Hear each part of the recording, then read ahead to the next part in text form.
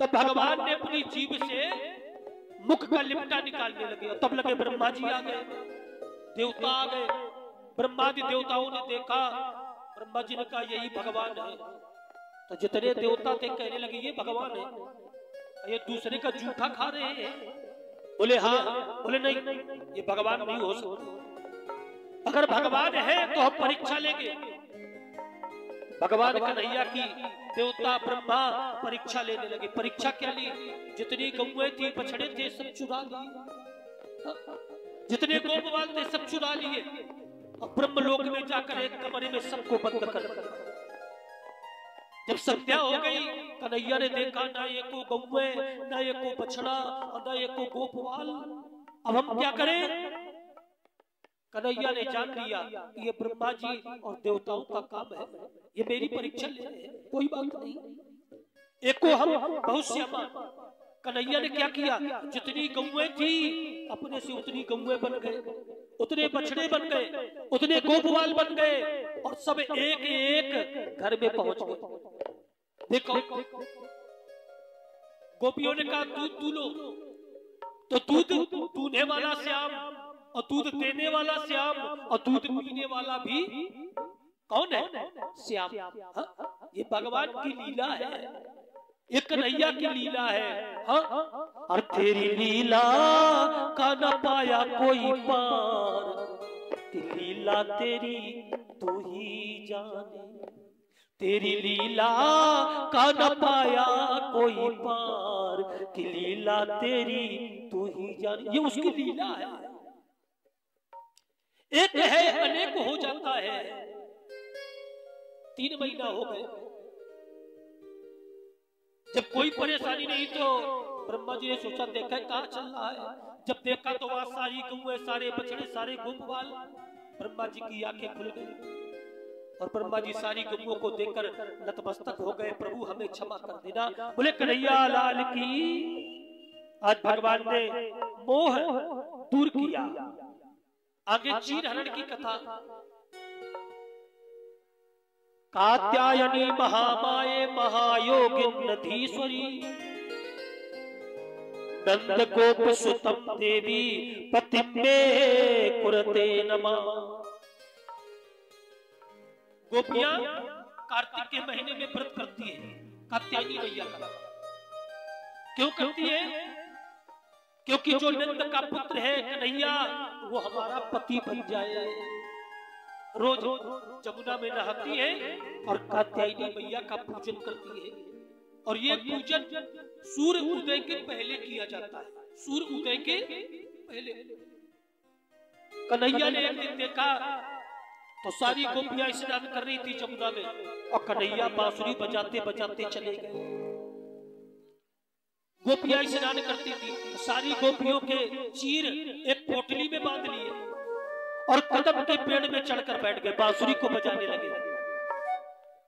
सारी गोपियों ने देखा एक भी चीर नहीं, तो सब कन्हैया से कहने लगी, एक कन्हैया अरलई बैठो कदम की डारी मोहने वा, और दे दो चीर हमारी। एक कन्हैया हमारे वस्त्रों को दे दो। कन्हैया ने कहा अपने अपने आओ और अपने अपने वस्त्र ले जाओ। गोपियों ने कहा कन्हैया, कन्हैया ने कहा बात बताओ,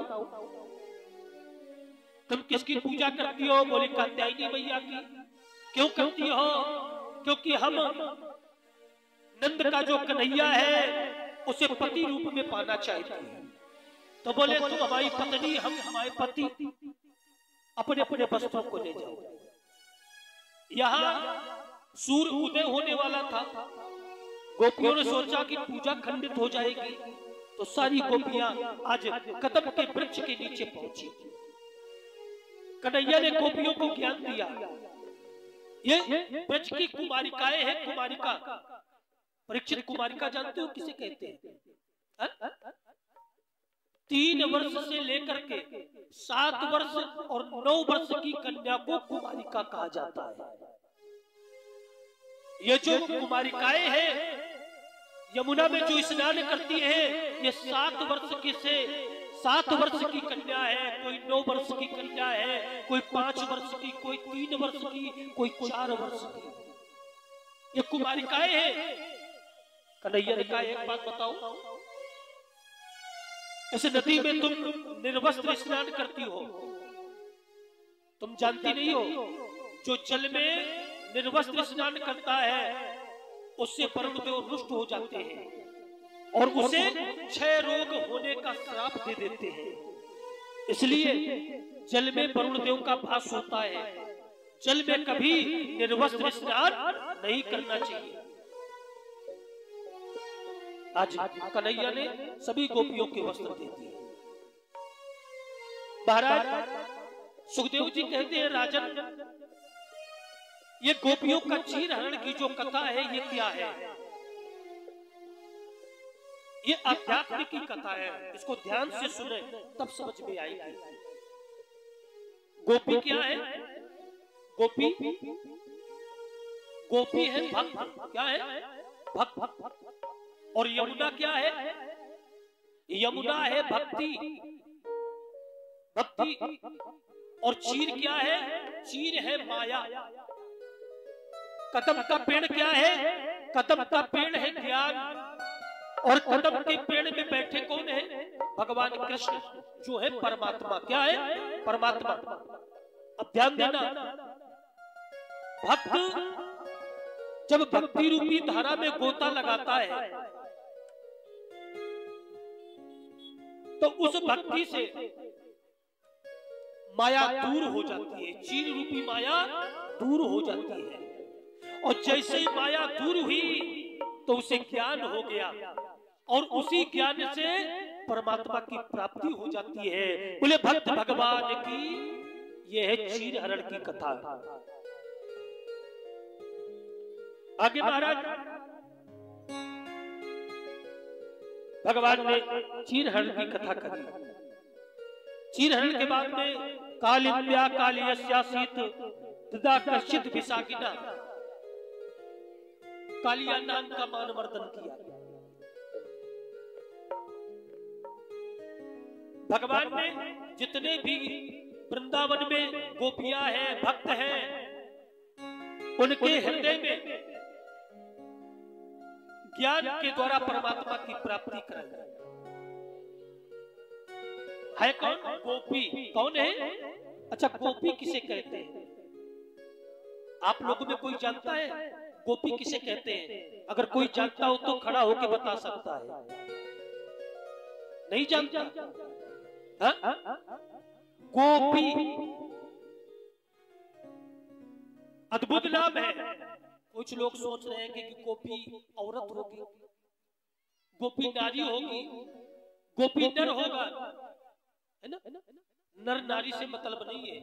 गोपी उसका नाम है, गो माने इंद्री,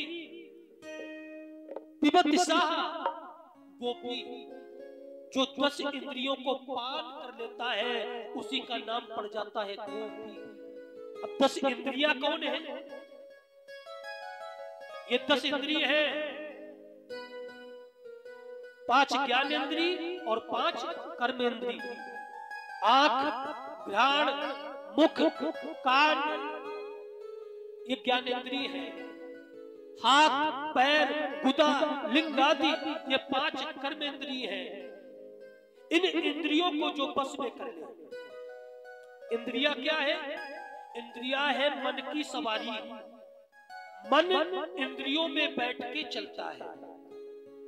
अगर आंख से आंख लड़ी तो चोट मन को होती है, होती कि नहीं?